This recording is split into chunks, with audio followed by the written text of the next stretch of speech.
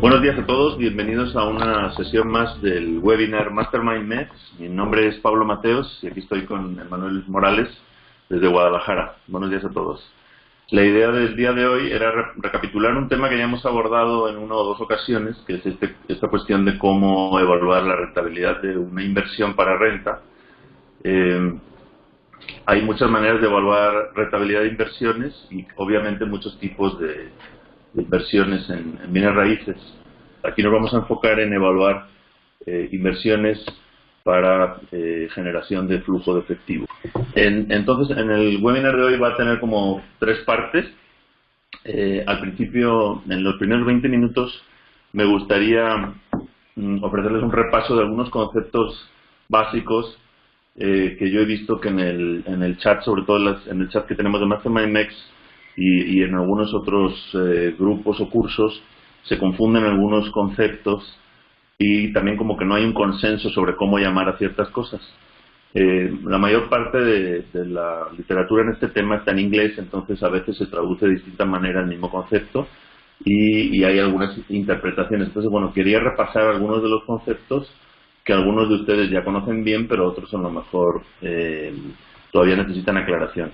No me voy a enfocar a detalle en todos, voy a hacer me gustaría tocar estos que aparecen aquí, estas como 6 ideas generales, pero algunas voy a pasar de puntilla muy rápido para que no se haga aburrido, y aquí Manuel también me va a hacer favor de ir haciendo preguntas y que le puedan enviar ustedes y ayudándome a que se entienda bien, ¿no? Entonces, bueno, yo sí insistiría mucho en que alguien que, aunque se estén iniciando algunos en inversiones o los que lleven ya más tiempo, que hagan una parada para pensar un poco qué entendemos por algunos de estos conceptos y ver si los tienen más o menos claros, o ustedes les pueden dar otros nombres también, ¿no? Pero se trata de hacer algunas distinciones. Entonces voy a entrar a estos 6 grandes ideas. Unos conceptos obvios que no me voy a detener en ellos, y luego algunos puntos importantes de hipotecas, valor actual de mercado, que es la plusvalía, que es el equity, que tiene una mala traducción, ahora lo mencionaré, y ahí ya llego a cómo evaluar la rentabilidad, y hay muchísimos indicadores para evaluar distintas dimensiones, distintos aspectos de la rentabilidad. Voy a tocar 3. ¿Por qué hago esto? Porque si yo les empiezo a explicar la calculadora directamente, hemos desarrollado una calculadora para evaluar la rentabilidad, y empiezo a mencionar conceptos y no saben de dónde vienen, pues va a ser más difícil entonces de entender. Entonces la idea aquí es que puedan ver de dónde vienen esos componentes de las fórmulas que vamos a usar. No es muy complejo. De hecho, en el Excel, ya los que vayan a tener acceso a él pueden ir jugando y van viendo cómo adaptarlo o cómo hacerlo más sencillo. Pero bueno, el primer bloque son conceptos obvios que hay que tener en cuenta. Y digo obvios porque todos los conocemos, lo que pasa es que a veces les damos distintos nombres. Entonces, el básico es el precio de compra, digamos el precio acordado de compra-venta. Puede ser o no el mismo que el precio de escrituración, puede haber una variación entre ambos, pero digamos que es el precio que me va a costar la propiedad, el que he acordado. Gastos de cierre, lo llamamos a los gastos de escrituración, pero no solamente a los notariales o impuestos, sino también al avalúo bancario, comisiones que nos pueda cobrar el banco, el broker, etcétera. Todo eso lo llamamos gastos de cierre, y normalmente el precio, digamos, de adquirir una propiedad se compone de estos 2 primeros componentes: el precio que he acordado de compra más lo que me cuesta, digamos, cerrar hasta que ya es mía la escritura. Otro concepto es el enganche, que en México se llama enganche, pero en otros países se llama entrada, depósito, en inglés se llama down payment. Entonces es el monto que tengo que pagar de contado para la compra. O sea, normalmente la compra está hecha de un enganche y una hipoteca, ¿no? O un préstamo de algún tipo. Entonces también es importante siempre distinguir esa parte del enganche. Y luego hay otros conceptos como gastos de remodelación, que son los gastos obviamente que voy a tener para remodelar y poner en marcha la propiedad, y habría otros gastos como gastos de mobiliario, etcétera. Eso lo vamos a ir mencionando después en la calculadora. Espero que hasta ahí no vaya demasiado rápido. El siguiente bloque es todo lo que tiene que ver con la hipoteca. Aquí no tengo mucho tiempo de entrar a detalle. Ya hemos tenido un webinar por lo menos sobre hipotecas, y tendremos más, pero también me he dado cuenta que hay gente que confunde algunos conceptos. Entonces aquí simplemente, bueno, luego tendrán acceso a la presentación, repasen estos conceptos, ¿no? ¿Cuál es el capital? Capital inicial, pues obviamente es el monto total de la hipoteca, y a medida que van pasando los meses, pues me queda un capital pendiente por amortizar. A veces cada banco le da un nombre distinto, o el saldo por amortizar, capital pendiente también se llama. Ese es el capital de la hipoteca, que es mi objetivo a liquidar. El plazo pues son los años o los meses que tiene la hipoteca, la tasa anual, que puede ser fija o variable. La variable casi no se usa en México, todas las tasas son fijas, y ahora explicaré por qué. Los intereses, digamos, es el monto que yo estoy pagando mes a mes de intereses, está derivado de esa tasa. La cuota mensual es muy importante. La cuota que pagamos al mes suele ser fija durante toda la vida del crédito, pero también hay otros modelos de cuota que es incremental. La cuota se va incrementando cada año. Eso es lo que en México algunos conocen como cuota variable, pero lo confunden con la tasa variable. La tasa variable es otra cosa, es cuando la tasa de interés, en lugar de ser un 10% fijo toda la vida de la hipoteca, varía, por ejemplo, en función del costo del dinero, o algún índice, como en Europa se usa el Euribor, o la tasa referencial del Banco de México, etcétera. Esa sería la tasa variable. La cuota variable simplemente es una cuota fija, pero sabemos que en el año 2 se incrementa un 8%, en el año 3 eso está establecido en la tabla de amortización del crédito. Los seguros son estos seguros que el banco nos obliga a contratar, y a veces hacen que sea más cara una hipoteca frente a otra solamente por los seguros. Comisiones, algunos bancos cobran comisión de manejo de las cuotas, y otros conceptos son, por ejemplo, cuando hace uno adelantos o pagos a capital, se le llama amortización parcial de capital, y hay muchos otros, pero bueno, no sé si demasiado. No, sí se está entendiendo, Pablo. Nomás, por ejemplo, a mí me surge una duda. En la cuota mensual, el hecho de que la cuota vaya incrementando no significa que esté en una tasa anual variable. Exacto, no. La tasa siempre es lo que habías acordado, el 10%. Lo que pasa es que en la manera de calcular las cuotas, en lugar de ser plana toda la vida del crédito, es más baja los primeros años y va subiendo. A veces eso es atractivo porque pagas menos los primeros años, pero el problema es que le abonas casi todo a capital. A interés. No reduces capital en los primeros años. Ese es el problema de ese sistema de cuotas. Yo las llamé aquí cuotas incrementales. Por eso en los primeros años es recomendable entonces abonar más a capital, precisamente más de la cuota fija, de la cuota que te van poniendo ahí, ¿no? Sí. Esto podría ser interesante, por ejemplo, en un proyecto en el que ustedes saben a ciencia cierta que en 2 o 3 años va a madurar, va a crecer la renta, por ejemplo, y entonces me interesa cuotas bajas al principio para que me ayuden a afrontar la hipoteca, y luego yo ya tengo confianza de que a partir del segundo o tercer año va a crecer bastante la renta, entonces ya puedo afrontar cuotas más altas. Si me va bien más rápido, entonces abono a capital y simplemente tengo la seguridad de que la cuota es más baja. Oye, Pablo, en base a tu experiencia, ¿los seguros también puedes irlos eliminando? Es decir, son seguros que te quedan ahí cuando tú abres el crédito, ¿no? Ajá, no, el seguro es por toda la vida del crédito. Lo que sí hay son 2 sistemas. Uno, lo que se asegura el monto de capital que tú le debes al banco. Entonces, con lo cual el seguro cada año es más barato, porque lo que debes es menos, digamos, y el riesgo que tiene el banco va disminuyendo, entonces el seguro va bajando. Tengan cuidado, porque a muchos bancos no les gusta ese sistema, te dan un seguro fijo y te dicen, no, este te asegura 1,5 millones toda la vida del crédito. O sea, si solo debes 100.000 en el último año y se muere, le dan 1,5 millones a tu familia, ¿no? Entonces, pero bueno, eso sería un seguro de vida que ustedes pueden contratar por otro lado. Exacto. Entonces, hay seguros que puedes cambiar simplemente, ¿no? No necesariamente los tienes que dejar con el banco. Pues, algunos bancos sí dejan que tú tengas otro seguro por fuera, pero está complicado. Es complicado en México, yo lo he preguntado y es complicado. El otro día entramos en detalle de hipotecas. Pero sí, por ejemplo, el tema de seguros, qué bueno que lo mencionaste, porque es algo que nos olvidamos todos. Yo, por ejemplo, me cambié de una hipoteca a otra, más barata, y la clave fue el seguro. El seguro que tenía en la hipoteca de Scotiabank era muy alto y el de Banamex era mucho más bajo, y eso hizo la diferencia en que fuera más barata. Por eso digo aquí a la derecha un tip: comparen bien varias ofertas de hipoteca, incluso dentro del mismo banco, para entender cómo inciden estos factores en el costo de la hipoteca. no se queden con que, Bancomer me dijo esto, ¿no? Es que Bancomer tiene varios tipos, ¿no? Tiene a 15 años, a 20 años, con cuotas fijas o cuotas incrementales de esta tasa.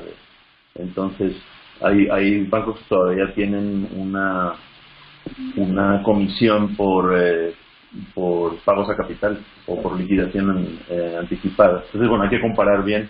Estos factores de aquí van a afectar la evaluación de rentabilidad, por eso los menciono ahora. Entonces, no están todos en la calculadora, pero también los tienen que tener en cuenta, porque dependiendo de cómo diseñe yo mi modelo de negocio, mi operación del bien que voy a comprar, me interesa un tipo de hipoteca u otro. Perfecto. Entonces se pueden hacer simulaciones. ¿Qué pasa si en el año 5 hago este pago a capital con esta hipoteca frente a esta otra? Bueno, para no demorarnos voy a pasar a otro concepto. Ahí nos van diciendo por el chat si se va entendiendo. Sí, hasta ahorita no ha habido dudas. Okay. El siguiente concepto sería el valor actual del mercado, que en inglés lo llaman ARV. Hay dos acepciones. Una es After Repair Value, el valor después de reparar, o también lo llaman Actual Real Value, que es el valor real del mercado en el momento. Entonces, a esto lo que me refiero es cuánto vale la propiedad en el mercado abierto inmobiliario en cada momento, no solo cuando lo voy a comprar, sino a lo largo de la vida del bien que voy a comprar. Entonces, como digo aquí, es el valor actual de la propiedad en el mercado de compra-venta. Normalmente se obtiene a través de un valuador o de un método de evaluación. Manuel, otros, Cristian, creo que Alejandra, con la que vamos a hablar, Alejandra Chávez, con la que vamos a hablar ahora después, vamos a evaluar una propiedad que nos ha propuesto Alejandra Chávez. Ella también estuvo en el curso de evaluación creo que fue ella, no sé si fue. Un curso que tomamos de evaluación con un evaluador aquí en Guadalajara y se transmitió por internet. Entonces, ahí es importante saber cómo los evaluadores evalúan una propiedad y teniendo en cuenta un comparativo con propiedades similares, no necesariamente en la misma zona, pero en zonas que pertenecen al mismo nicho socioeconómico. Entonces es importante siempre monitorear los precios de nuestras propiedades y de otras propiedades en varias zonas, no olvidarnos, ¿no? Ya hemos comprado la propiedad, ya me olvido, sino siempre tener una referencia por lo menos una vez al año de cuánto está nuestra propiedad en el mercado, ¿sabes? Y esto tiene que ver con el siguiente concepto de plusvalía, ¿no? Cómo se va actualizando, normalmente suben los valores de propiedad. Y muchos inversores, el último punto que tengo aquí, que muchos inversores olvidan actualizar el precio de sus activos, de su inversión. Por ejemplo, hay mucha gente que dice, no, pues la casa me costó 1 millón y me está produciendo 100.000 pesos al año, gano un 10%. Pero a lo mejor han pasado ya 5 años y sigues haciendo el comparativo con el millón que te costó la casa, ¿no? Y ya, pero la casa ya no vale 1 millón, tu activo vale más. Entonces, la rentabilidad no la tienes que seguir calculando con el precio inicial, sino ya con el valor de mercado en el año. Hay varios indicadores, ¿no? Ahora lo vamos a ver, pero este es un concepto que hay que tener en cuenta, ¿no? Cuánto vale mi propiedad en el momento que estoy haciendo el análisis. Bien, el siguiente concepto es plusvalía. Y esto yo creo que todos lo tenemos claro, ¿no? Son las ganancias de capital obtenidas por la revalorización de la propiedad en el mercado, normalmente en un año es lo que contamos, ¿no? La plusvalía pues es lo que vale, la diferencia entre lo que vale una propiedad un año y lo que vale otro año, ¿no? Que tiene que ver con el concepto anterior del valor de mercado. Normalmente la plusvalía es una falsa ganancia porque sigue la inflación, ¿no? En países con inflación alta como en México, que tenemos ahora oficialmente un 6%, en la realidad pues quizá 8 o 10% de inflación, pues las propiedades van a subir simplemente porque el peso vale menos. Entonces en pesos el mismo activo tiene más valor en pesos, pero digamos en capacidad adquisitiva es el mismo. Entonces esa es la norma general, que sigue la inflación, pero sí hay excepciones.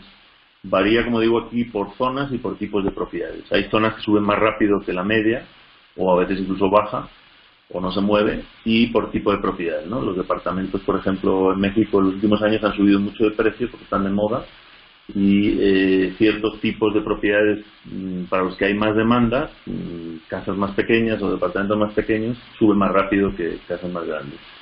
Entonces hay que monitorear muy bien áreas de oportunidad en estos dos aspectos. Insisto, las zonas, que no todas las zonas suben de plusvalía igual, ya lo sabemos todos, y el tipo de propiedad. ¿Y de qué depende esto? Pues puede haber áreas de oportunidad, por ejemplo, inversión pública, ¿no? En arreglar calles, parques, etcétera, o infraestructura, Aquí en Guadalajara hay un proyecto muy grande de una línea de metro. Entonces todo eso obviamente va a subir de precio porque va a tener más accesibilidad, o al revés, ¿no? Puede ser zonas de deterioro, o que ponen una instalación que produce ruido, que produce actividades nocivas.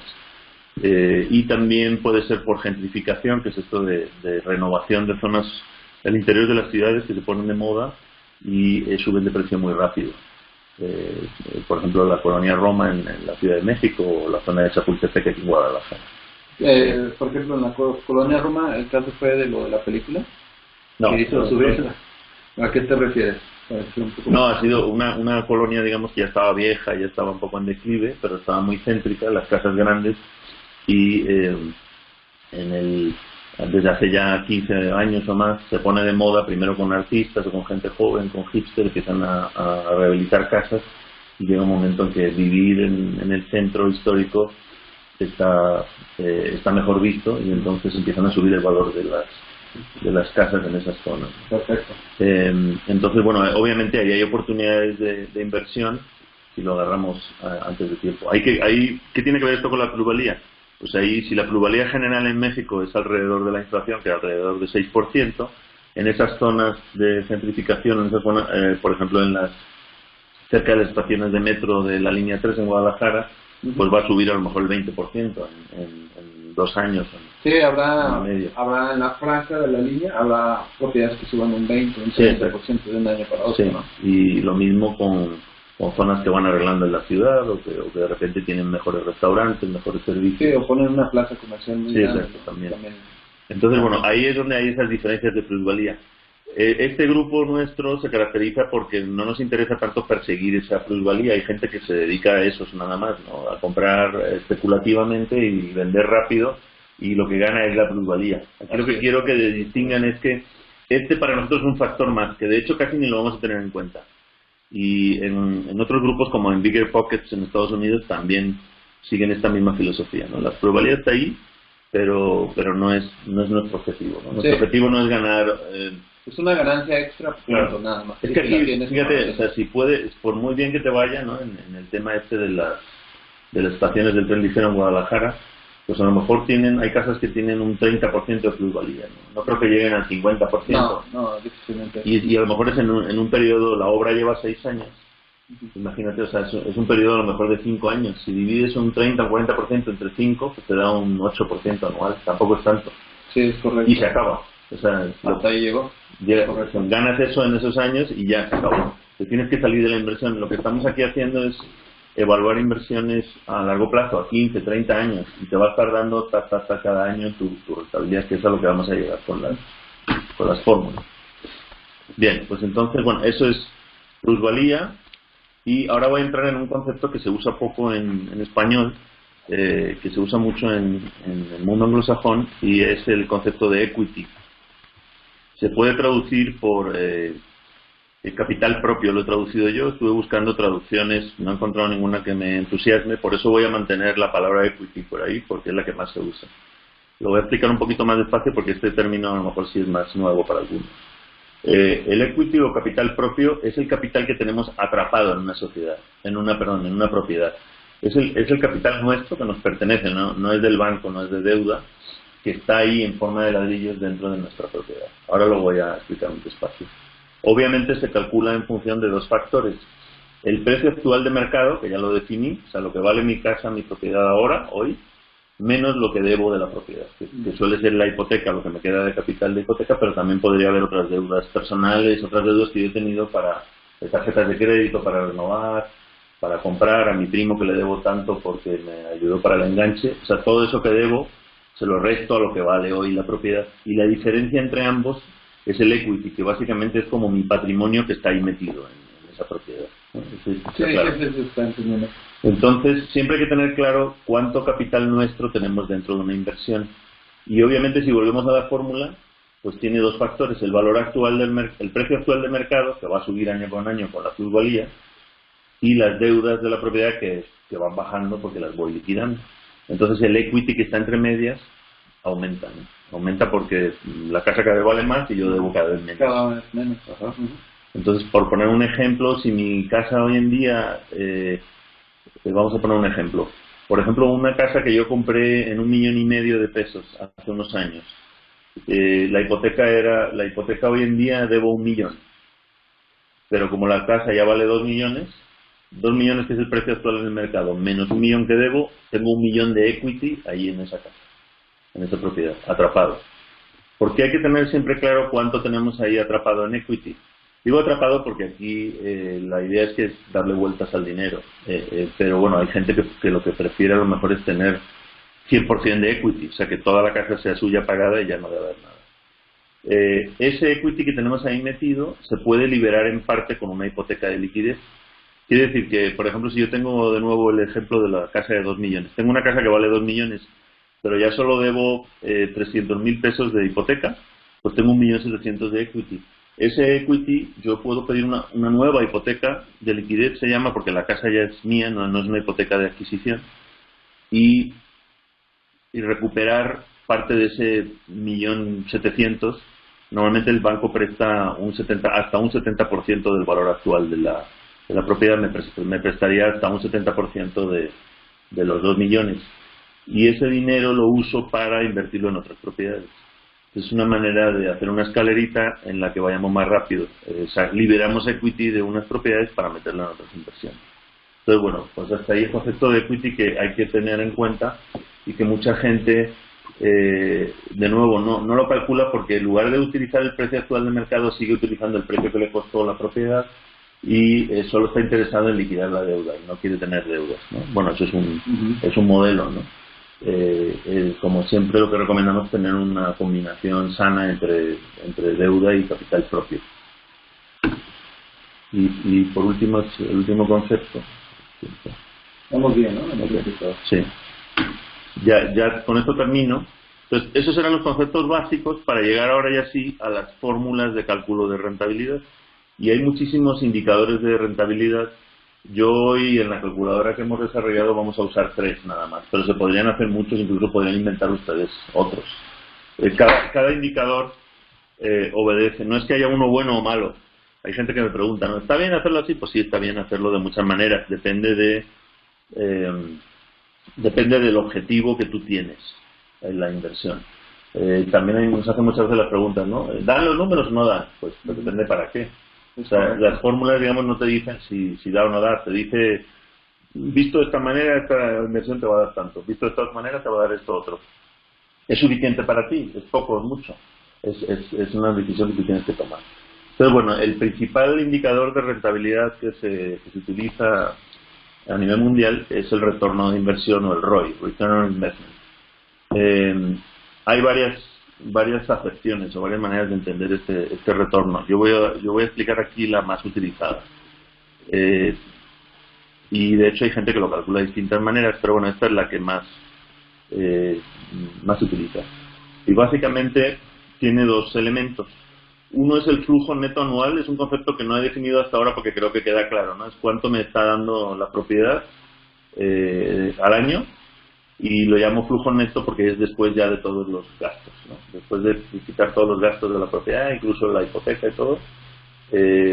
Puede ser antes o después de hipoteca, ahora lo veremos. Ese es el flujo neto anual, cuánto me está produciendo la propiedad. Y en el denominador es la parte de abajo de la división, metemos el total de inversión. Ahora explico cuál es la versión. Aquí hay varias maneras de definir el total de la inversión. Pero básicamente lo que se suele utilizar más es todo el dinero que entró en esa inversión, sea o no sea mío, ¿no? Entonces vamos a poner un ejemplo. Por ejemplo, compro una propiedad de 1 millón, de los cuales yo pongo 200.000 de enganche y los otros 800 son de una hipoteca. Pero además, o sea, yo estoy poniendo 200, el banco está poniendo 800, pero además la remodelación y los muebles me gasto otros 300.000 pesos, ¿no? Entonces, en total de esa inversión, ¿cuánto sería, Manuel? 300. El 300, digamos, adicionales. Pero como la propiedad me costó 1 millón, es 1.300.000. 1.300.000. Independientemente de que 800 de ese 1.300.000 son del banco. O sea, aquí lo sumo todo. ¿Cuánto me está produciendo esta propiedad al año? Teniendo en cuenta que entre el banco y yo hemos metido aquí 1.300.000. Yo ya llevo metido 1.300.000 y me está produciendo, por ejemplo, 100.000 al año. Entonces pongo 100.000 arriba, 1.300.000 abajo y me da una rentabilidad, que en este caso va a ser baja. Ahora vamos a ver unos ejemplos. Ese sería el retorno de inversión en general, ¿no? Es cuánto es el total que está invertido aquí, independientemente de quién lo ponga. Entonces mide la rentabilidad anual sobre el total de la inversión inicial, asumiendo que nosotros hemos puesto todo el dinero de la misma. Esta es la diferencia con el otro indicador que veremos a continuación. Aquí asumimos que yo he puesto ese 1.300.000, aunque en realidad una parte me lo prestó el banco, otra parte me lo prestó mi primo, etc. Entonces, si ese dinero fuera mío, si la casa estuviera ya totalmente pagada, ¿cuánto me está rentabilizando al año, ¿no? Es lo que dice el último punto. Cuando ya no tengamos deudas, el ROI es la rentabilidad que nos va a dar este activo. Por eso hay mucha gente que no lo calcula, pero yo siempre lo calculo porque, bueno, asumiendo que todo este dinero fuera mío, o que yo ya alcancé la libertad financiera y ya me quedo con este activo, ¿cuánto me está dando? ¿Me está dando un 8? ¿Me está dando un 11? Eso hay que tenerlo en cuenta, ese factor, ¿no? Pero no me quedo solo con este y voy a calcular otros dos indicadores de los posibles. Pero voy a definir este otro concepto que es el retorno sobre el equity, el return on equity. Entonces siempre pongo el flujo neto anual arriba en el numerador y voy a cambiar el denominador. Aquí lo voy a dividir entre el equity que yo tengo metido en la propiedad. Como recordarán, el equity es el capital propio, ¿no? Entonces, en este ejemplo que estaba poniendo, la casa vale ya 1.300.000, pero le debo 800 al banco, entonces yo tengo ahí metido 500.000, ¿no? Este flujo neto lo voy a calcular en función de cuánto equity tengo metido ahí. ¿Por qué? Porque al final el equity es mi dinero en el pastel y tengo que calcular si me está rentabilizando, si me está dando una buena rentabilidad o no. Sobre todo en función de comparar una oportunidad de inversión frente a otra, ¿no? Esta cuánto me da en return on equity, esta cuánto me da. Se actualiza con el valor de mercado, mientras que en el ROI la inversión inicial siempre es la misma. Yo metí 1.300.000 en el año 0 y ahí sigue ese 1.300.000, digamos, como esa fue mi inversión inicial. Aquí, como el equity se calcula en todo momento con comparando cuánto vale la propiedad cada año, se va actualizando con el valor de mercado. O sea, el equity siempre crece porque el valor de mercado crece, ¿no? Entonces, además de las deudas que yo ya voy liquidando, este indicador sí se actualiza con el valor de mercado, no la versión del ROI que yo expliqué. Y otro motivo por el que queremos calcular el ROE es para decidir si vender o mantener una propiedad, o para sacar equity mediante la hipoteca de liquidez, ¿no? Como tengo ahí mucho dinero atrapado y me está produciendo un 5%, nada más, pues, ok, ¿la voy a vender o no? No, me voy a quedar porque a largo plazo pienso que va mejor, o porque el ROI está bueno. Pero como tengo mucho equity, voy a pedir una hipoteca de liquidez para sacar parte de ese equity que me está dando un 5% ahí y lo voy a meter en otro sitio que me dé el 12%. Sí. Esa sería una comparación. Todo esto se va a ver más claro ahora que pongamos ejemplos. Ya solo me queda un indicador antes de entrar a la calculadora.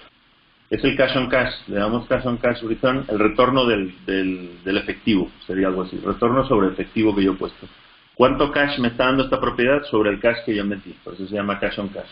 ¿Cuánto cash le saco a cada año comparado solamente con el cash o el efectivo, el contado que yo le metí? Independientemente de la hipoteca, del valor de mercado, etc. Entonces mide la rentabilidad anual sobre el dinero nuestro, de nuestro bolsillo, que está metido en esa inversión. Y es una medida de apalancamiento, ¿no? Aquí es el método Kiyosaki, y lo que quiere es que metas el menor cash posible y saques el mayor cash posible, ¿no? Es útil para escalar rápido y para buscar inversiones que requieren poca inversión de contado. Hay inversiones que son muy rentables, pero requieren que yo meta bastante contado, entonces a lo mejor me interesa más otra menos rentable, pero donde tengo que meter menos efectivo y el cash que saco es mayor. Debe ser mucho más alto que el ROI y el ROE, porque solamente tengo en cuenta la parte del enganche que yo metí, por ejemplo. E incluso puede ser infinito, porque a lo mejor yo metí 80.000 pesos de un enganche y ya me ha ido muy bien y está generando tanto dinero y pido una hipoteca de liquidez porque ya aumentó el valor y saco mis 80.000 pesos o mis 200.000, vamos, los que me quiera. Entonces yo ya en esa inversión no tengo nada de cash, ya lo saqué, que es lo que dice Javier Castro, ¿no? De rendimientos infinitos. Sí, o también puede ser un crédito donde tú definitivamente no hayas metido ni un peso, ¿no? En una propiedad, comprado una propiedad Sí, exacto. con un crédito y con el mismo crédito Se paga todo. se paga, o sea, con la renta pagas el crédito, la mensualidad del crédito. Sí, o sea, más bien que tú no le metiste nada. Infinito, o sea, tú Sí, no metiste nada. por ejemplo, a mí me ofrecieron una hipoteca de Banorte que cubría, el aforo era del 90%, o sea, me daban el 90% del valor de la propiedad. Yo encontré una propiedad en la que negocié un descuento de un 10%.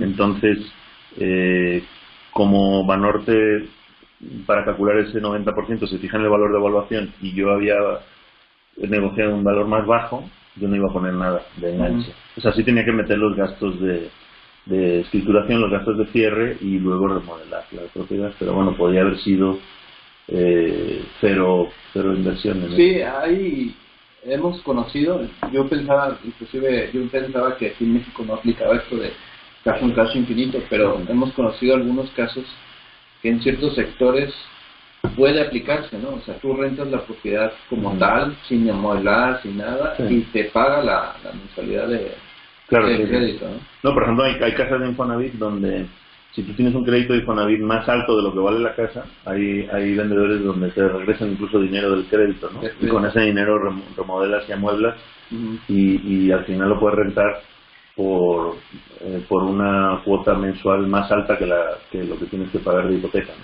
Entonces ahí sería un ejemplo de un cash on cash infinito. Perfecto. Bueno, vamos a entrar a la calculadora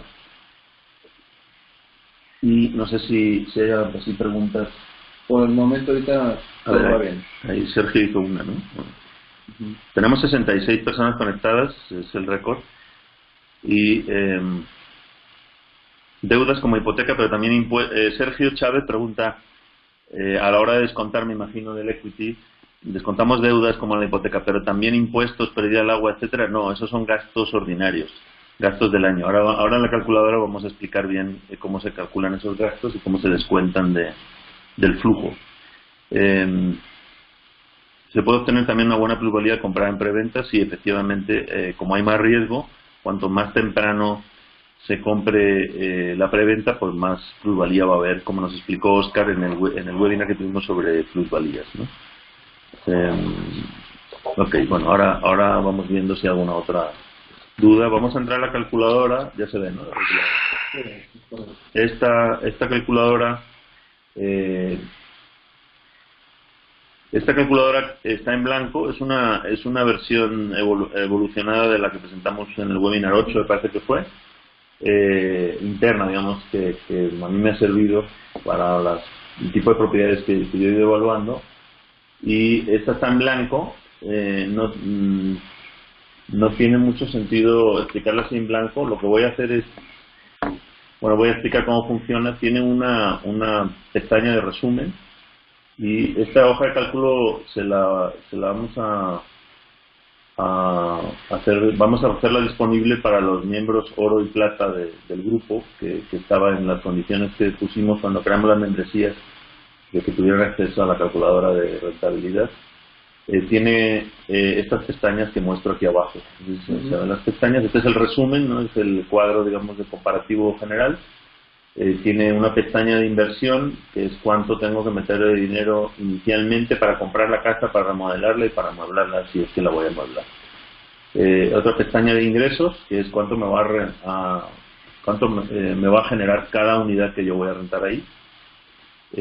Una pestaña de gastos, algunos son mensuales, otros anuales, ahora los veremos. Y luego tiene una pestaña de proyección. Aquí lo que quiero es que comparemos, que evaluemos la rentabilidad no solo en el año cero, sino también en toda la vida útil, o por lo menos en 15 o 30 años de la inversión, y al final tenemos unas gráficas que se generan solas con esa proyección. Entonces, bueno, me voy a ir a un ejemplo concreto, que es una propiedad que yo adquirí aquí en Guadalajara, y después vamos a pasar a evaluar una propiedad que nos propone Alejandra Chávez. Ahora le abrimos el micrófono y evaluamos esa propiedad, ¿no? Podríamos tener otros webinars donde evaluemos oportunidades de inversión que nos envíen ustedes, y aquí lo que se trata es de que vean, cuando están viendo incluso en un portal inmobiliario, Alejandra me mandó estos ejemplos de casas que están hoy mismo en venta en la zona de la casa que ella tiene ya. Entonces se puede hacer un ejercicio así, ¿no? Ver, ¿esta casa es una buena oportunidad de inversión? ¿Sí o no? Agarro el precio, cuántos metros tiene, cuántos son las rentas en esta zona, qué yo quiero hacer, cuánto le tengo que meter, e incluso con fotos ya puedo hacer una evaluación. Y si me parece bien, entonces ya llamo a una cita, y así no pierdo tanto el tiempo. Ese sería un ejercicio, ¿no? Entonces, bueno, voy a mostrar con datos reales para no perderme. Ya están metidos aquí, pero le voy explicando cómo funciona, ¿no? Pongo el proyecto, aquí esta casa yo la he llamado Casa Jacaranda. Esta es la ubicación. Es una casa que compré que tiene 69 metros cuadrados de terreno nada más y tenía 145 metros cuadrados cuando lo compré, de construcción. ¿Por qué pongo estos dos factores? Porque obviamente a la hora de evaluar una casa, en el curso de evaluación que tomamos, estos son los dos factores fundamentales que determinan el valor de una propiedad. ¿Cuántos metros cuadrados de terreno tiene y cuántos metros de construcción? Y entonces yo meto esos dos datos. Las casillas que aparecen con el borde rojo grueso es donde yo tengo que meter los datos, ¿no? Si volvemos al ejemplo en blanco, aquí están en blanco esas casillas. Lo demás son fórmulas, entonces solo tengo que rellenar las rojas, ¿vale? Entonces aquí ya metí 69 metros cuadrados de construcción, de terreno, 145 de construcción, y otro dato fundamental es cuál es el precio de compra. 1.400.000 fue lo que me costó esta propiedad. Entonces ya automáticamente me sale que si yo divido ese 1.400.000 en puro terreno, o sea, si fuera puro terreno, pues está muy caro, obviamente 20.000 para la zona donde está, de terreno si tirara la casa, y si lo divido entre los metros de construcción, me da que pagué 9.500 pesos por metro cuadrado de construcción, que es un buen precio, porque la casa estaba habitable y era hipotecable.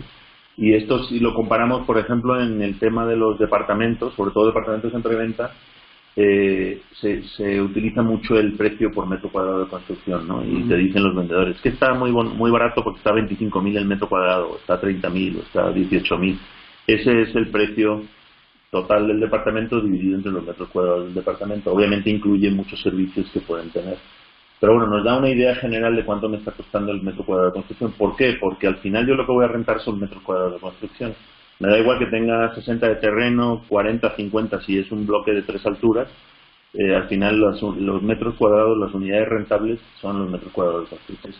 ¿Por qué insisto en esto? Porque a veces podemos hacer una evaluación rápida de cuánto me está saliendo por terreno. Si yo sé que es una ruina, pues lo voy a comprar como terreno, entonces si tengo que calcular como terreno.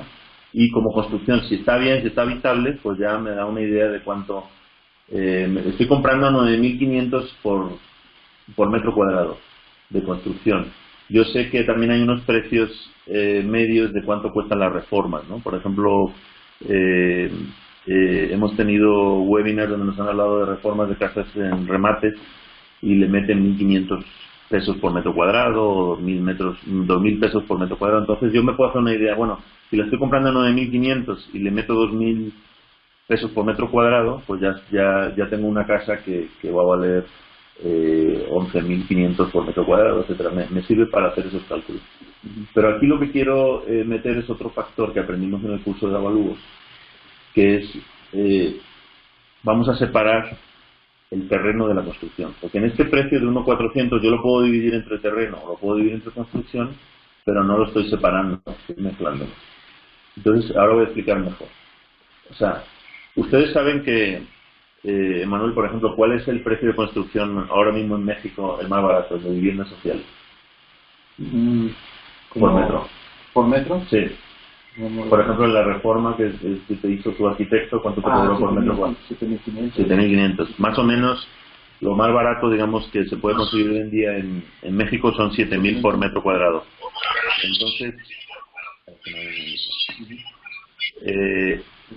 Entonces, si yo sé que tal y como está esta casa, los evaluadores utilizan un término que se llama el costo de construcción o el valor de construcción demeritado. Quiere decir que si estuviera nuevo, esta casa, el costo para hacer una casa así, pero nuevo, hoy en día sería, por ejemplo, 10.000 pesos al metro cuadrado. Pero como está ya tiene muchos años, hay unas tablas, hoy en día cuesta 6.000. Entonces, por ejemplo, yo calculé que esta casa, tal y como yo la compré, podría evaluar el metro cuadrado de construcción en 6.000 pesos el metro. Si lo tuviera que hacer hoy en día y envejecerlo, me costaría 6.000. Entonces la construcción, o sea, los 145 metros multiplicado por 6.000 el metro, la construcción estaría valorada en 870.000. Si le quito los 140, perdón, el 1.400.000 que me costó, le quito ese costo, esa evaluación de la construcción, me queda el valor residual del terreno. Es decir, si yo calculo cuánto vale la construcción hoy en día que está ahí encima, calculo el costo, en este caso me sale 870.000 y se lo quito, el terreno que me queda está en 530. Y eso lo divido entre los metros del terreno y me da que estoy pagando por el terreno 7.600. No es exacto, pero me da una idea. Bueno, está bien, porque estoy pagando por la construcción 6.000 el metro cuadrado y por el terreno 7.600. Yo sé que en esa zona los terrenos están más caros o no. Estos datos de aquí me sirven un poco para evaluar qué tan caro o barato está una inversión en cuanto al mercado en general de compraventa. Ahora veremos la otra parte que tiene que ver más con los ingresos. Bueno, está ahí más o menos. Sí, pregunta Juan, ¿cómo se calcula el valor por metro cuadrado de meditado? Sí, Juan, esto básicamente sería, si tú le pides a un arquitecto hoy en día que te haga un proyecto como estas fotos, por ejemplo, si entramos a las fotos que nos envió Alejandra, esta casa nueva, se ve muy bien, está nueva, vemos las fotos. Tú se lo enseñas a cualquier evaluador o a cualquier arquitecto y te dice, esa casa yo te la construyo por 12.000 pesos el metro cuadrado, ¿no? Ok, por el estilo, que es estilo medio residencial, como lo llaman ellos, ¿no? Esa casa está a 12.000 hoy en día. Ok, ¿sabes qué? La que estoy viendo ahora no está tan nueva como esta, está un poco más vieja. Entonces ya no son 12.000, sino que hay que descontarle los años que ya tiene. Los evaluadores utilizan unas tablas para demeritar, y no tenemos tiempo de entrar ahora en esto, pero básicamente, por ejemplo, una propiedad que te costaría hoy en día construirla 12.000 el metro cuadrado, ya tiene 10 años, pues se va a demeritar en un 60-70%, ¿no? Entonces esto es una cosa a ojo que yo hice, que en este caso, por ejemplo, la propiedad, si se hubiera construido nueva, estaría como en 10.000, y yo le calculé con esas tablas que hoy en día estaría así. Pero vamos, sí, es un cálculo a ojo que habría que hacerlo bien con una opinión de valor, ¿no? Ustedes pueden aprender a hacer su propia opinión de valor o pedirle a un evaluador que lo haga. Pablo, o puede ser al revés, puede ser que tengas el metro cuadrado del terreno. Sí, también. Y en base al metro cuadrado del terreno, o sea, porque es más fácil conseguir el metro cuadrado del terreno de la zona, ¿no? Sí, también puede ser. A veces en muchas zonas que no hay terrenos o hay mucha variación, porque depende del tamaño del terreno, de la forma, pero sí, también se puede hacer al revés. Si tú sabes que ahí exactamente los terrenos están en 8.000, podemos cambiar la fórmula aquí y te da cuánto estás pagando por la construcción. Exacto. De hecho, por eso tengo los dos aquí, para jugar uno con otro, ¿no? Y decir, bueno, estoy pagando mucho de terreno, pero es que es muy buena zona, y fíjate, me están regalando la construcción, porque me está saliendo a 3.000 el metro cuadrado. Así, sí. Okay, perfecto. Si yo sé que aquí vale 10.000, pues me va a salir el metro cuadrado súper barato. Sí. Ok, entonces, bueno, eso ya ahí tiene más que ver con otras cuestiones de construcción, etcétera. Entonces me voy a centrar en lo de la rentabilidad. Sigo por aquí por la izquierda, sigo en el resumen. La casa me costó 1.400. A mí el banco, en este caso Banamex, me hizo un avalúo de 1.432. O sea, es prácticamente lo mismo. Pagué casi el valor de mercado. Se calculó automáticamente que obtuve un descuento del 2%. Bueno, aquí el objetivo es que el avalúo sea más alto. De hecho, por ejemplo, esta casa la estábamos negociando en 1.300. Sí. Y al final el dueño no accedió. Pero si hubiera sido 1.300, y esto es lo bueno de esta calculadora, que tú puedes estar continuamente simulando qué pasa, ¿no? Hubiera obtenido un 9% de descuento. Y ya todo, y la rentabilidad sube, etcétera, ¿no? Entonces tú puedes hacer aquí simulación también para saber cuál es tu capacidad de negociación. Pero fíjate que este ejemplo que estás tomando nos está sirviendo a todos como grupo, porque realmente compraste una propiedad sin mucho descuento, o sea, 2% por no es nada de descuento. Y va un poco en contra de las pláticas que hemos tenido con Carlos Davis, porque Carlos Davis siempre te dice, no, pues hay que conseguir descuento, Entonces lo interesante de este ejemplo que nos estás dando es que porque fue una buena inversión para ti. Claro, aquí en este caso lo que yo estoy poniendo como precio de mercado actual es lo que lo evalúa el banco. Los bancos ya sabemos también que son muy conservadores y lo evalúan hacia abajo. Perfecto. O sea, realmente esta casa se está pagando más por estas casas en esa zona, un poquito más. Yo calculo que realmente el precio real del mercado ahí sería unos 500. Pero bueno, para no engañar a la hoja, pongo lo que me dio el avalúo. Y sobre todo es más rentable porque yo vi ahí que ahí le podía sacar entre 8 y 12 recámaras.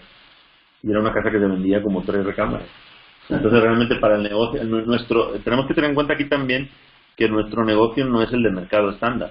Es correcto. Entonces el mercado estándar va a evaluar las casas para una familia, casa habitación, una sola familia, unifamiliar, tal. Nosotros tenemos que verlo como inversores, ¿no? Entonces a veces, aunque no tengamos mucho descuento, el descuento es sobre lo que para nosotros va a generar la propiedad. Y bueno, también tengo que decir que esta es mi primera adquisición de inversión ya con números, entonces he ido aprendiendo sobre la marcha y sí hay muchas cosas que podía haber mejorado antes, ¿no? De hecho, pero esto me sirvió para decir, bueno, como no me da el 1.300.000, que era lo que acordamos inicialmente, ya no se baja del 1.400.000, me sirve para decir si le entro o no le entro.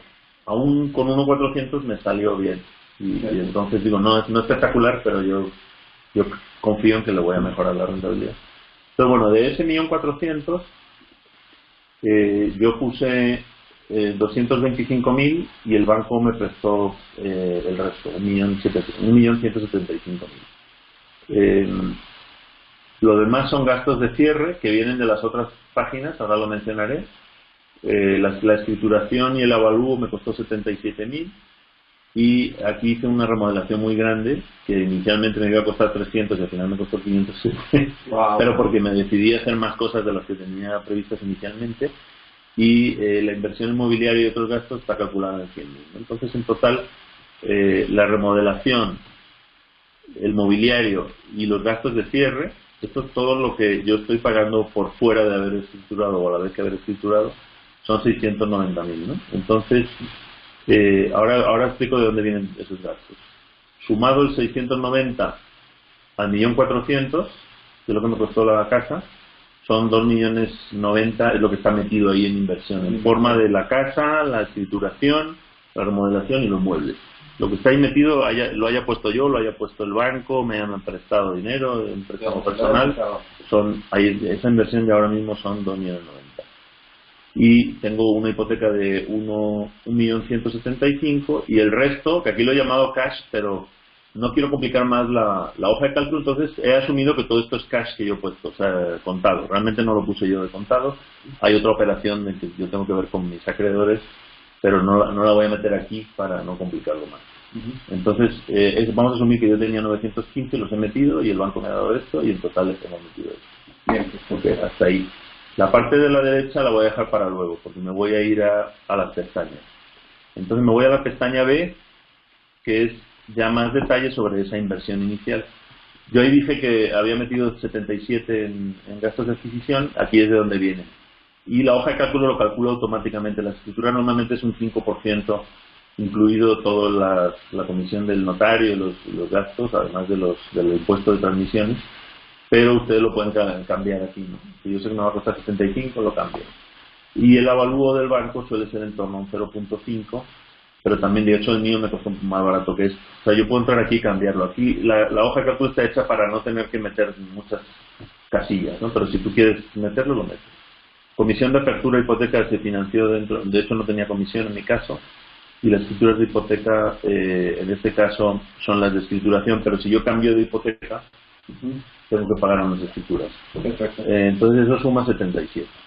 La construcción, la reforma, aquí lo resumí todo en que voy a reformar los 145 metros cuadrados que hay y al final me terminó costando aproximadamente 3.500 por metro cuadrado. ¿Por qué? Porque metí 8 baños, creé como 3 o 4 recámaras nuevas, reformé una escalera, un cubo de la escalera, es una reforma bastante grande. Cambié pisos, instalación eléctrica, sanitaria, todo.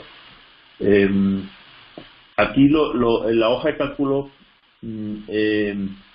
está hecho para que podamos calcularlo por zonas, ¿no? Por ejemplo, la primera planta, que son 50 metros, solamente le voy a cambiar el piso, me va a costar tanto, entonces le meto 800 pesos por metro cuadrado. La azotea voy a hacer una reforma nueva y me va a costar a 5.000. O sea, puedo ir desglosando partes de la casa Esto sin haber ido todavía con un arquitecto ni nada, simplemente sabiendo los metros cuadrados que yo voy a reformar y cuánto le quiero meter de construcción, que esto hay que ir agarrando un feeling, ¿no?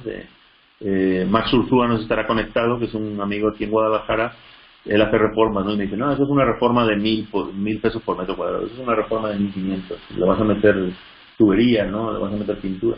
Entonces hay que ir agarrando ese feeling para saber en cuánto nos estamos metiendo. Aquí de hecho yo, por ejemplo, pues me costó mucho más de lo que ya había previsto, porque ya puestos en la obra me puse a hacer cosas adicionales para aumentar la rentabilidad. Perfecto. Entonces el costo total de remodelación en este caso son 507.000 y siempre le meto un 5% más por si las moscas. Entonces, pero bueno, aquí le pueden poner 10 o lo pueden quitar si quieren, ¿no? Y a la derecha tengo el mobiliario, que es una inversión que es móvil, como dice su nombre, pero también la tengo que hacer. O sea, si no está esto, no puedo rentarlo, ¿no? Sí. Bueno, cabe destacar, Pablo, que este diseño, este modelo que estamos viendo, pues lo estás haciendo para rentas por cuarto, ¿no? Es cierto, sí, claro. Porque hay otros modelos, ¿no? Sí, el modelo Airbnb, o renta tradicional, o inclusive una casa en renta tradicional pero amueblada, ¿no? Perfecto, Hay sí. otros modelos. De hecho, la de Alejandra, que vamos a ver en un momento, es así. Entonces, muy bien, qué bueno que comentas esto. Habíamos hecho una calculadora para renta por cuartos, otra calculadora para Airbnb, era un lío mantener tantas hojas, entonces al final hice una sola. Efectivamente, esta tiene la ventaja es que se puede utilizar para los 3 modelos. Perfecto. Para el más tipo hotel, que sería el Airbnb, el intermedio, que es renta por cuartos, ¿no? Que es amueblado, renta tradicional con muebles y renta tradicional sin muebles. Son básicamente como las 4 opciones que se pueden meter aquí. De hecho, puede haber también renta tradicional, donde a una vivienda, por ejemplo, a una propiedad yo la divido en varias, ¿no? Así es. Y entonces son varias rentas, o tiene un local o tiene otra cosa, entonces también puede tener varias unidades, aunque sea renta tradicional. Perfecto. Entonces, bueno, aquí en este caso estamos hablando de una casa que yo la compré como casa habitación, de hecho vivía una familia ahí, se anunciaba como 3 recámaras, la encontré por Facebook, en contacto directo con el propietario, y yo enseguida vi que ahí había un potencial por la ubicación para rentarlo por recámaras y por la distribución de la casa. Me gustó porque la escalera estaba en el centro y podía sacarle 4 recámaras por planta. Entonces, para ti, antes de continuar, sí. ¿qué fueron los 2 puntos más importantes para ti que te decidiste comprar por la propiedad? Los 2 puntos sería la ubicación, porque esta casa está pegada a donde se van a cruzar las 2 líneas de tren de metro en Guadalajara, las 2 principales, la 1 y la 3. Está a 300 metros de ahí. Entonces, aunque es una zona todavía un poco fea, en el sentido de que así no está descuidada, ¿no? Sí, está bien ubicada y están invirtiendo mucho en esa zona, en peatonalizar, vías ciclistas, etcétera, y tiene buena ubicación cerca de un par de universidades, centros de trabajo y el tren. Ese, un factor es la ubicación. El otro sí es la forma de la propiedad.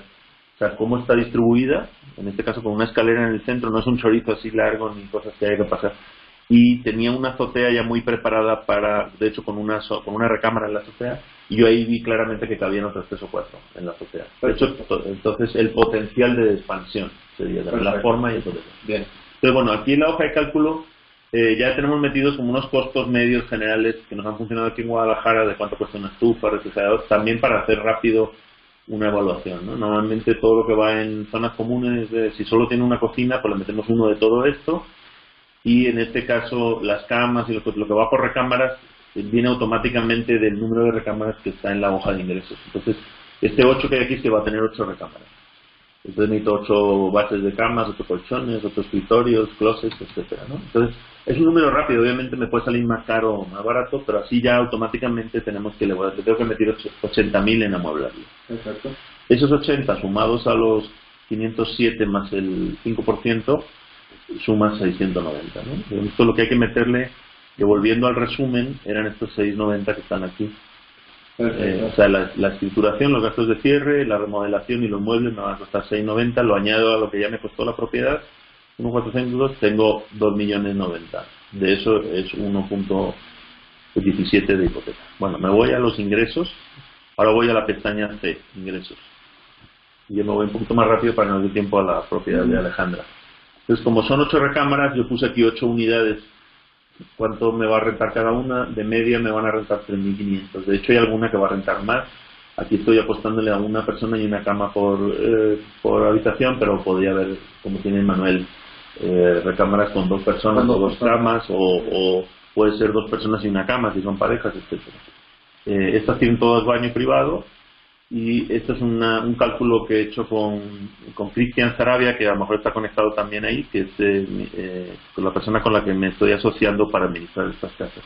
Tenemos confianza en que se van a rentar bien a ese precio, incluso podría ser más alto. Entonces aquí puedo jugar qué pasa si le meto una de 2 camas, o de hecho hay alguna recámara que tiene terraza, tiene más closet, que puedo pedir un poco más.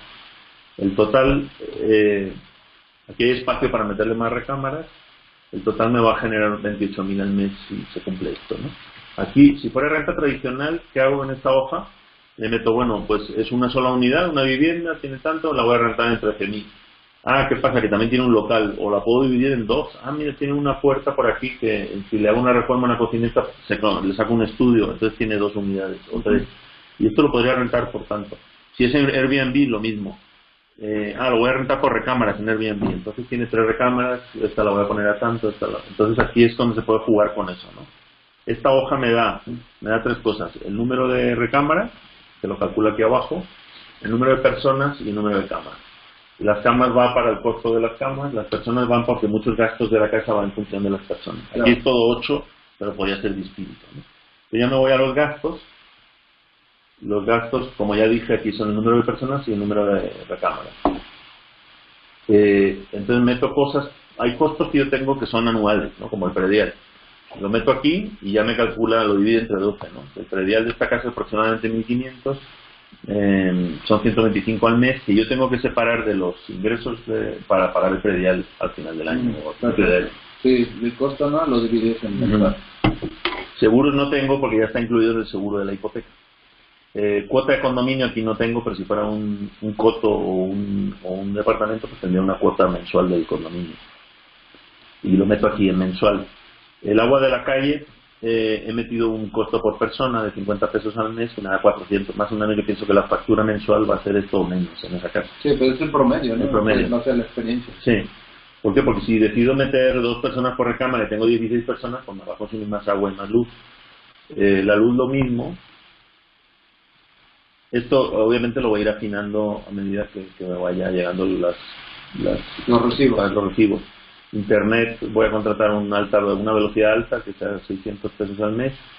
El gas tiene muy poquito porque tengo calentador solar, entonces solamente es para la estufa. De hecho va a ser menos que limpieza, voy a ver una señora 2 horas y media a la semana, entonces me cuesta 900 al mes para limpiar solo zonas comunes. Consumibles de limpieza y baños es de los artículos de limpieza, 240 al mes. Y luego aquí van 2 conceptos importantes que a mucha gente se le olvida. Uno es el mantenimiento ordinario. Esto es que si se rompe una chapa, un cristal que no funcionó, algo, hay que pintar esto, hay que poner una lámpara, un foco. Entonces yo he puesto 1.000 al mes para esto. Quiero ser conservador y quiero que esté bien mantenida mi casa. Hay gente que las deja de caer y va decayendo la renta y te va entrando gente peor, o no puedes subir la renta. Yo lo que quiero es que mis rentas se actualicen bien. Yo, por ejemplo, proveo aquí colchas y almohadas y cosas así que voy a ir reemplazando. Yo sé que a lo mejor una vez al año, cada 2 años, tengo que cambiar las colchas. Sí, entonces, eso va un poco en mantenimiento. Y otro concepto es reservas de gastos de capital. ¿Qué pasa cuando se estropea el refri, la lavadora, el boiler? Esas cosas que o tengo que impermeabilizar una vez cada 5 años. Entonces, aquí realmente está un poco bajo, lo bajé porque si no, no me daba bien. Pero bueno, yo puedo decidir que eso son inversiones que yo tengo que hacer adicionales, pero prefiero que la renta, digamos, ya tenga provisiones para todas esas cosas, ¿no? Hay gente que lo calcula en porcentaje, ¿no? Por ejemplo, que el 5%, el 10%, incluso el 15 o el 20% de la renta se vaya para gastos de mantenimiento y de capital. Lo llamo capital porque en inglés lo llaman CAPEX, Capital Expenditure. Publicidad, en este caso no me voy a gastar publicidad porque está incluido en lo que me cuesta el administrador. Y administrador o gestor de rentas, yo en este caso he decidido que mis propiedades las va a administrar alguien más. De hecho, Cristian, estoy muy agradecido, estoy conectado. Hemos encontrado una buena fórmula. para administrarlas. Y aquí, bueno, no tengo tiempo de entrar, hay una fórmula que está aquí atrás y que se calcula en función de los ingresos, pero tiene dos componentes. Uno es la comisión por traer un inquilino, digamos que normalmente es el equivalente a un mes de renta para una renta tradicional de un año, y un 10% de renta mensual para la gestión de los inquilinos, la casa, el mantenimiento y el cobro. Entonces, para mí esto es un gasto alto, pero esto, por ejemplo, si yo lo hiciera, pues sería un ingreso que yo tendría. Pero yo prefiero, bueno, ese es mi caso particular, porque tengo mi trabajo, tengo otras cosas y quiero seguir creciendo más rápido, que esto lo lleva un administrador. Y es importante calcularlo desde el principio, porque si lo pongo después, luego ya a lo mejor no me salen los números. Exacto. Entonces, bueno, ahí lo he puesto con un administrador. Me voy a ir al resumen. Hay dos preguntas. ¿Quieres contestarlas ahorita o acá? La primera dice, Fernando, ¿cuánto miden los cuartos? Más o menos. Los cuartos que tengo, bueno, otro día hacemos un webinar sobre esta propiedad. Miden aproximadamente entre 10 y 12 metros cuadrados, incluido el baño. Son prácticamente entre 6 y 9 el área habitable y el baño como unos 2 metros cuadrados. ¿Cómo calculas el gasto de mantenimiento ordinario? Es un poco a ojo. Es una provisión. Yo voy a guardar 1.000 pesos al mes por lo que pueda pasar. Hay meses que me voy a gastar 500, hay meses que no me voy a gastar nada, y de repente me llega que se me rompió, llegó el herrero y tuvo que hacer una protección y me cobró 3.000 pesos. Sí, es muy variable, ¿no? Pero tú vas a tener un colchón, ¿no? Como claro. Un gasto de emergencia. Sí, esta porque es mi primera casa de renta por cuartos. Cuando ya lleve un año con ella, pues esto lo va a tener muy afinado. Sí, por esto que son 3.000 al mes, y entonces ya me cambia toda la jugada. Sí. De hecho, por ejemplo, mi objetivo en haberle metido 500.000 a esta casa es que esté todo nuevo, todo instalaciones nuevas. Entonces yo mi mantenimiento espero que sea bajo. De hecho, espero que sea más bajo que esto. O sea, yo tengo plomería, electricidad, todo nuevo, entonces no voy a tener que estar llamando al plomero, pero cruzo los dedos. Espero que lo hayan hecho bien. Entonces, bueno, me vuelvo a la hoja de resumen, que era la primera hoja, y ahora voy a la parte de la derecha. Ya hemos pasado por todas las pestañas, pues aquí es donde voy a ir ya cerrando la inversión. La evaluación de la inversión. Entonces, si recuerdan, mis 8 recámaras yo calculo que me van a generar 28.000 al mes si lo tuviera todo rentado, ¿no? Entonces, aquí entra en juego un concepto que es la vacancia, o lo contrario, que es el porcentaje de ocupación. Entonces yo esto lo he calculado con un porcentaje de ocupación del 90%. Me dirán que es muy alto. Está siendo muy optimista. Bueno, ¿qué pasa? Que yo tengo un administrador y tengo un sistema y ya el administrador sabe cómo. Ya tenemos un reglamento y un contrato donde un mes antes de que se salga un inquilino ya podemos mostrar la habitación. Hemos invertido en diseño. De hecho hemos contratado una muralista para que nos haga un mural. O sea, como que queremos darle un giro muy bonito a esta casa, y no voy a entrar en fotos ni nada de la casa para no distraernos, pero yo confío en que todo eso va a ayudar tienen baño privado cada recámara, va a ayudar a la ocupación. Por eso puse el 90, porque ya me estoy gastando en administración. Sí, estás dando un buen tip. Aquí también lo que ayuda mucho siempre son los baños privados en los cuartos, ¿no? Siempre, en base a mi experiencia, en base a tu experiencia, hemos visto que cuando tienes el baño privado es más rápido la rentabilidad. Estás siempre ocupado, digamos. Sí. Entonces, bueno, aún así, aunque el 90% de ocupación sea alto, todavía esto significa que 1.2 meses al año todas las recámaras van a estar desocupadas. O sea que está bien, es algo que yo puedo vivir con esto, ¿no? O sea, si pongo aquí 80% de ocupación, eso significa que está muy lenta, hay 2.4 meses va a estar vacío, ¿no? Esta es la traducción de ese porcentaje. Y qué impacto tiene en toda la rentabilidad de todo. Entonces, bueno, total que no me va a generar 28.000, me va a generar realmente 25.200, porque esto es el ingreso real, ¿no? Lo demás está vacío. A esos 25.200 que me llegan al mes, le voy a descontar los gastos mensuales y las provisiones de mantenimiento y de capital que ya mencioné en la otra hoja, que sumaban 10.000.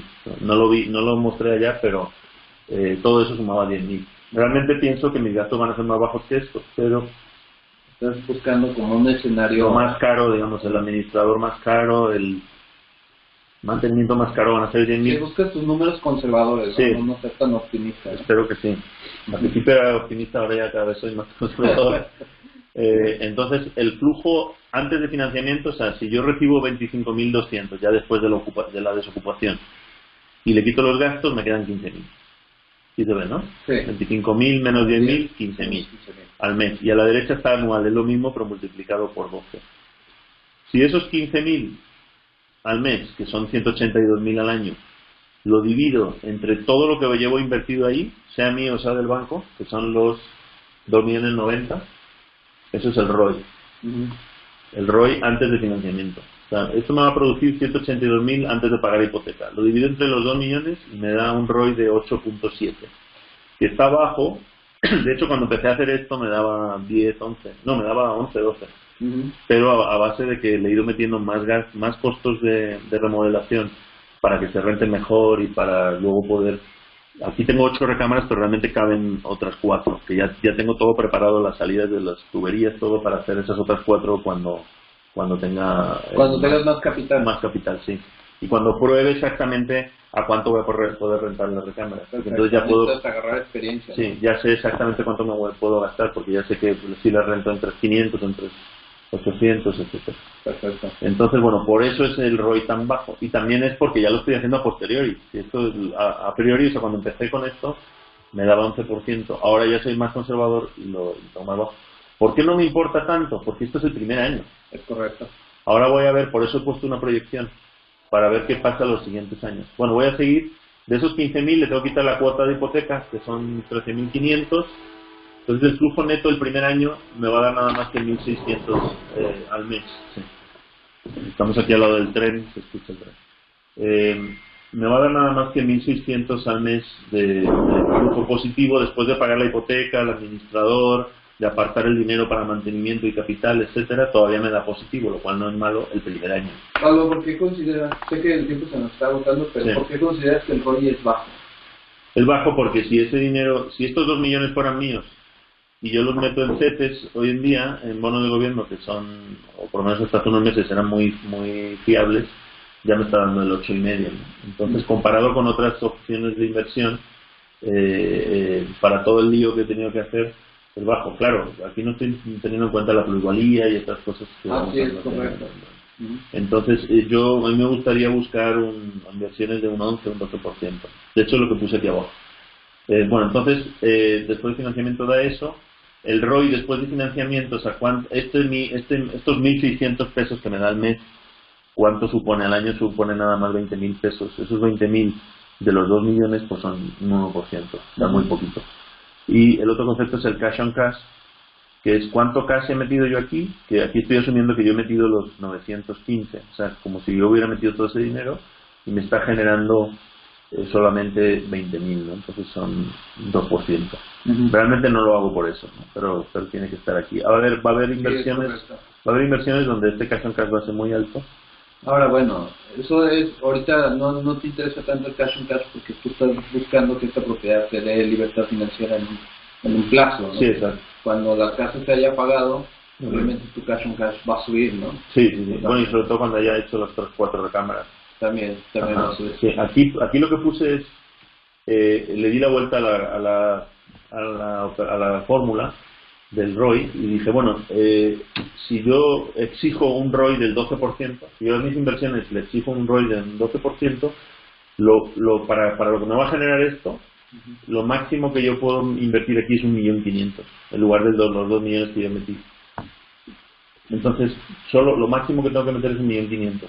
Si le quito los 690, que ya sé que me voy a gastar en reformas y en gastos, entonces lo máximo que puedo ofrecer para comprar la propiedad son 826.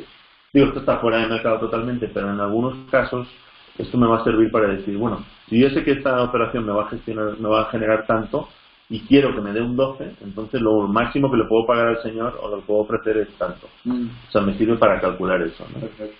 ¿Por qué 12? Porque yo quisiera que me diera 1% mensual.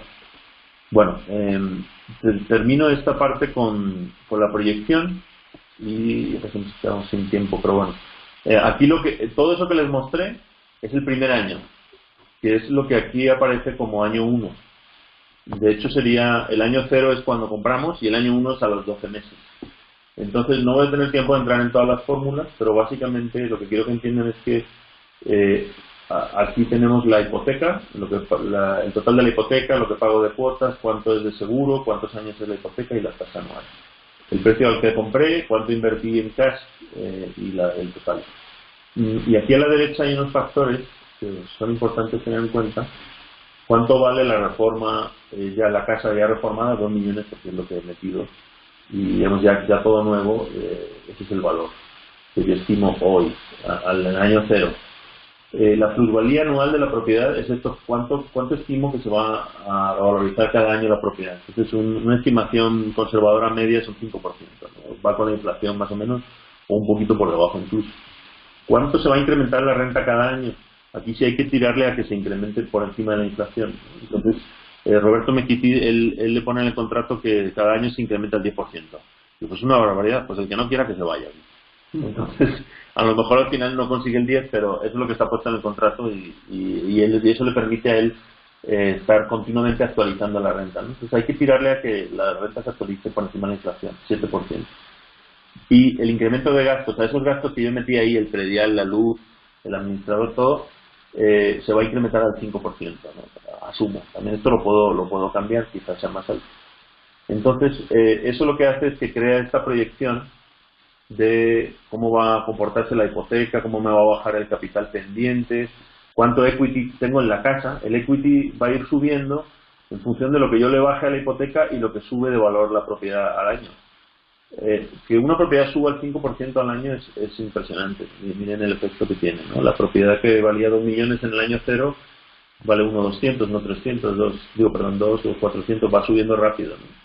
De hecho, al final de la vida de los 30 años que le puse aquí ya vale 9 millones. Claro, el peso vale menos. La hipoteca continúa hasta el año 15, aquí vemos, y luego ya termina. Ya se liquida el capital pendiente y a partir de ahí el flujo empieza a ser mucho mejor. Entonces este es el flujo antes de hipoteca, el flujo después de hipoteca y cuánto ROI me da. Entonces aquí donde vamos a ver, ese es el ROI del 8,71, es el del primer año. Claro, va subiendo artificialmente porque lo estoy calculando respecto a los 2 millones que metí. Entonces eso no se vale, ¿no? Como digo yo, a veces no puedes dejar. El cash on cash es también respecto al cash inicial, que sube muy rápido.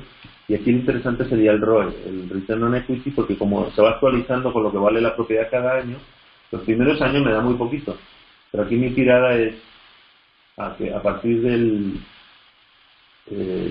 año 13, o sea, básicamente cuando se vaya a terminar la hipoteca, ya me empieza a dar el 12%. O sea, cuando esta propiedad sea mía, teniendo el objetivo de la libertad financiera, ya me da lo que yo quiero. Y aquí ya dejaría un activo que me va a producir 12, 13, 14, 15% en mi jubilación. Claro, que no me voy a esperar a 15 años. Lo que intento luego es, a través de otros proyectos, sacar capital, avanzar al capital para pagar la hipoteca más rápido. Bueno, esto sería una probadita muy rápida a esta hoja de cálculo, y esta proyección anual en 30 años la he mostrado en estas gráficas que tienen estos dos factores, ¿no? Aquí están los 2 millones iniciales, cuánto vale el activo va valiendo cada vez más con la plusvalía.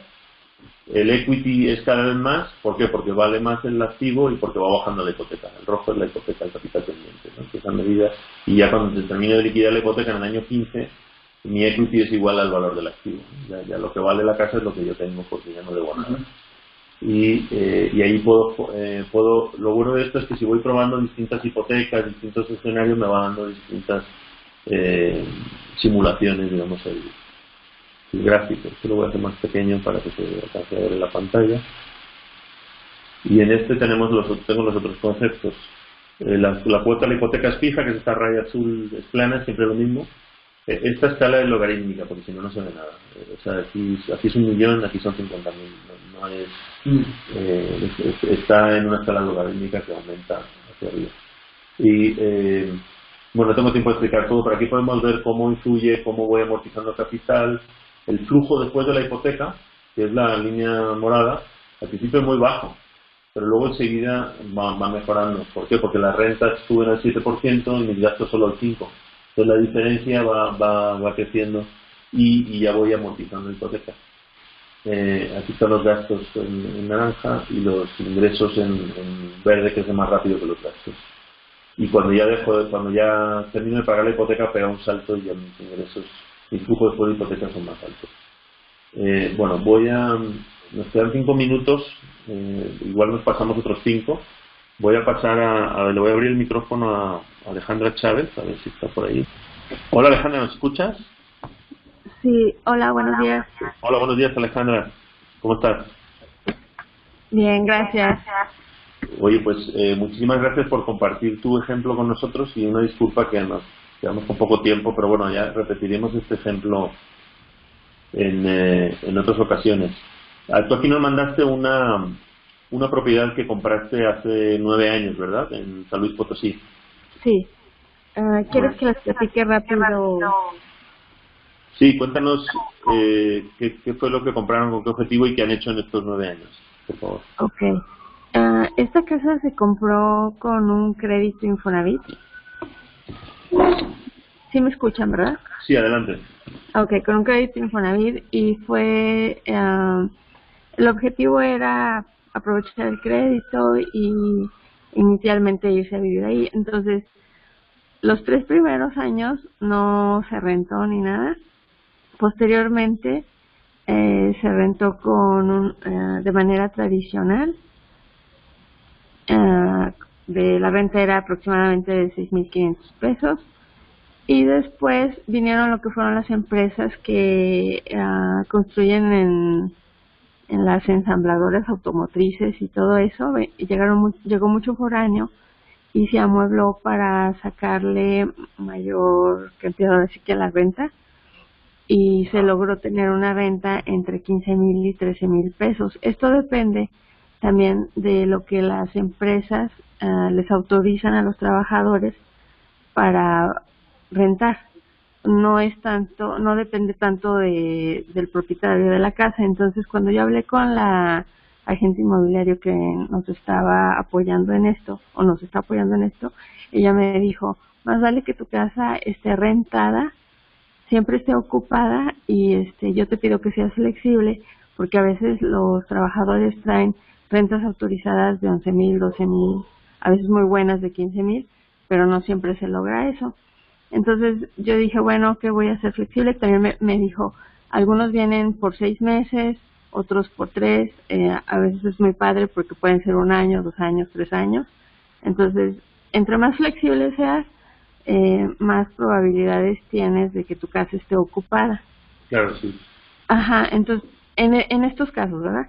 Entonces, la primera vez se rentó por 6 meses y se rentó en 15,000 pesos, ya amueblada, en 15,000.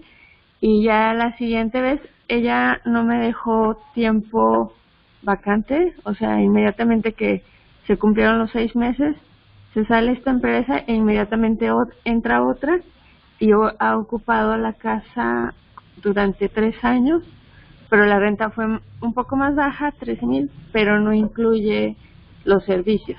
La anterior, la de 15,000, sí incluía servicios, que era cubrir agua, luz, se les ofrece cable con internet, agua, luz y gas, pero esto está topado en el contrato. Estos gastos están topados. Y la segunda empresa lo que hace es pagar todos sus gastos, agua, luz, y entonces la renta es de 13,000, pero ellos se encargan de pagar. Ok. ¿Te parece, Alejandra? Muchas gracias. Como nos queda poquito tiempo, con los datos que tú nos mandaste, me gusta mucho porque tenemos 2 escenarios. Uno fue el de 2010, digamos, cuando tú compraste la casa, y otro es el actual. Podemos calcular la rentabilidad en los 2 momentos. También porque aquí vemos que la rentabilidad de una casa no es fija, ¿no? Entonces podemos hacer cambios para que aumente, ¿no? Entonces vamos a hacerlo muy rápido en el tiempo que nos queda. Los dos ejemplos. Lo que hice aquí fue copiar la hoja de cálculo de la calculadora. En lo que tú me mandaste, el costo de la casa fue 860,000. Sí. Entonces voy a hacer primero el cálculo de rentabilidad en el año en que la compraron. No voy a poner esto de enganche, aquí dice lo que dieron. 450. 450,000. Financiaron 410,000 con hipoteca. Y vámonos a la inversión. Las escrituras sí tenían por aquí cuánto fue. Escrituras 25.800. Esto es lo que decía que lo puedo. 25.800. Y bueno, vamos a poner que la avalúo pues 30.000. Inicialmente se rentó sin amueblar, entonces lo dejamos así. Y la primera vez que rentaron la casa fue 6.500, ¿verdad? Sí. De ingreso. El ingreso. Y el gasto fue, bueno, de predial, ¿sabes cuánto paga en la casa más o menos? ¿Cuándo va entonces? Eran como 500, sí lo puse. Bueno, eran como 500. Lo que pusiste aquí fue la administración. Aquí a la derecha. Sí, tengo que ampliar mucho para ver. 550 sí, es el costo de coto, ¿verdad? La cuota de coto. Sí, son como 500. Eran como 500 en ese momento. Sí, pero digamos el predial es aparte, ¿no? Sí, ese era el predial y el mantenimiento eran de 500, es que era muy similar. Sí, ok. Entonces lo voy a poner aquí en administración. Pero vamos, podría ser, o por aquí está. Cuota de condominio, aquí está. 550 y la administración 0. Y todos los demás gastos los paga el inquilino en este modelo, ¿no? Entonces mi total de gastos son los 500 anuales de predial y 550 al mes son 592 de gastos al mes. Y los ingresos son 6.500, pues ya me voy al resumen. Aquí tenemos que total inversión 890 y financiaron 410, está generando 6.500. Vamos a dejar el 85% de ocupación, porque de hecho tuvo 2 años desocupada, pero bueno, sería por alguna decisión de ustedes. Voy a ponerle 85% de ocupación, le quito los gastos, me está produciendo prácticamente 5.000 pesos. Entonces, esos 5.000 al año son 59.000. Respecto a lo que está metido aquí, que son 890.000, me da un ROI, un retorno de inversión del 6.6. Esto es lo que genera la renta tradicional en México. De hecho, está un poquito más alto, porque normalmente es el 5 o 6%. Entonces, es lo que esperaríamos en renta tradicional. Bueno, el caso en casa es bajo. Y ahora voy a hacer la segunda, el segundo análisis, que es hoy en día ya amueblado, ¿no? Entonces, perdón, aquí me faltó meter estos 100.000 que metieron al principio de closets y de reforma, ¿verdad? Sí. Eso se meterían aquí en la inversión inicial, que voy a meter aquí 100.000. Y entonces ahora ya va a bajar. Ya me bajó el ROI a 5.95 con esos 100.000 de iniciales. Entonces, bueno, eso sería en el año inicial. Ahora vamos a meter la situación actual, donde le metieron 60.000 en muebles y la están rentando. Me voy a saltar el del primer año porque es más complejo. Voy a quedarme con los 13.000. Entonces le voy a añadir los muebles. Aquí voy a ponerle 60.000 de mobiliario.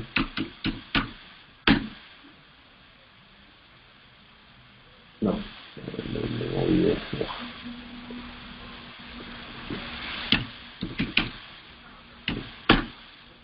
Ya llevo 195 metido en la casa con la reforma que hice el primer año, los muebles del año 4 o 5 y los ingresos ahora en lugar de 6.500 son 13.000, ¿verdad? Sí. 13.000. Los gastos son, aquí los tienes. La cuota del condominio ya ha subido a 700 y tienen un gasto de administración porque facturan, ¿no? Y sí, van por empresas. Entonces, 700 y 1.040. ¿Sí? Entonces la del condominio ya subió a 700. El predial, ¿sabes si subió mucho o no? También son como 650, creo. Okay. Y aquí, ¿cuánto era? 1.070, ¿verdad? y la administración 1070 y aquí vamos a poner 650. Se llama un poquito. Ahora ya mis gastos son 1800, pero los ingresos son mucho más altos. Entonces me voy al resumen y lo demás no ha cambiado, simplemente subió la inversión, ya tengo 1 millón ahí porque los muebles y la reforma que tú hiciste. Entonces ahora ya me está dando un ROI de 10.49. Entonces aquí pueden calcular, ¿no? Cuánto la misma casa en distintos momentos me estaba dando menos de un 6, 5 y pico, y ahora ya me da un 10.5, ¿no? Pues enhorabuena, te has mejorado la rentabilidad mucho con poca inversión. De hecho el cash on cash ya está en 8. Básicamente, o sea, lo que sirven estas calculadoras es para evaluar una opción frente a otra, ¿no? De compra de una propiedad o de la misma propiedad. Si le hago esto, a veces Manuel también me dice muchas veces, pero si no le haces nada, ¿cuánto te da hoy, no? O sea, también ese es el escenario base. Sí, pues muchísimas gracias, Alejandra. Felicidades, Alejandra. Sí, de nada. Buen fin. Sí, una disculpa que fuera tan rápido. Le agradezco muchísimo a Alejandra que nos haya dado este ejemplo. Ya hicimos una vez evaluación de propiedades de otros. Podemos repetirlo con más tiempo. Aquí se fue mucho tiempo en explicar la calculadora, pero bueno, esto queda grabado para que ya los que estén en la membresía del grupo puedan descargar la calculadora y ver el video para ver cómo funciona bien. Entonces, bueno, pues fue una probadita de algunos conceptos y sé que nos han enviado bastantes preguntas. Lo que podemos hacer ahora es copiar las preguntas del chat antes de que se borren y las pasamos al chat de Mastermind MEX. Y quiero aprovechar que hay gente conectada que no está en el chat de Mastermind MEX para animarles a que se inscriban y contacten para que les demos de alta en el grupo. Y también les quiero mostrar la página mastermindmex.com, donde por ejemplo las calculadoras aquí van a estar. Anoche estuve intentando subir pero no me dejó, ahí la voy a poner, y aquí en las calculadoras de rentabilidad, y tenemos otros recursos. Les sigo animando a que participen en el foro, en el foro que tenemos, donde cualquiera de ustedes que esté registrado, incluso en el nivel gratuito, puede enviar aquí preguntas y contestar unos a otros, y aquí podemos ir enriqueciendo. Y lo bueno es que queda ordenado, no como en el chat de WhatsApp que luego no encontramos las cosas, sino que aquí ya quedaría por temas en este foro donde puede participar cualquiera. Se pueden dar de alta en cualquiera de los niveles. El nivel básico es gratis y tiene acceso a varias opciones.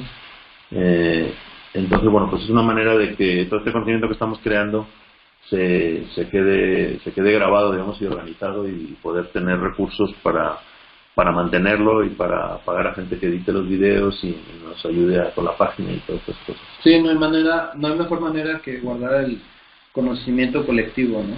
Y de esta manera creo que es una manera que nos podemos apalancar y nos podemos ayudar entre todos. Sí, de hecho, ojalá alguien busquemos a alguien que nos ayude a ordenar el contenido del chat de Mastermind MEX en WhatsApp, que ya lleva 1 año y hay muchísima información muy buena y lo podemos ir volcando aquí a la página.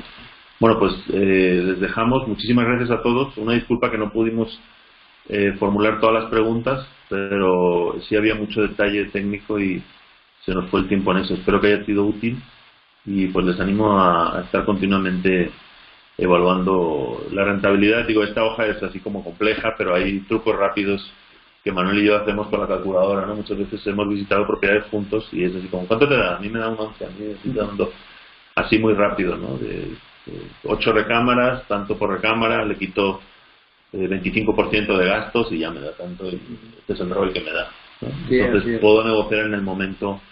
Pues yo lo máximo que lo puedo ofrecer por su propiedad es 1.300.000 o lo que sea. Sí, es correcto. Bueno, muy bien. Un saludo a todos. Buen domingo. Estamos en contacto. Hasta luego. Gracias.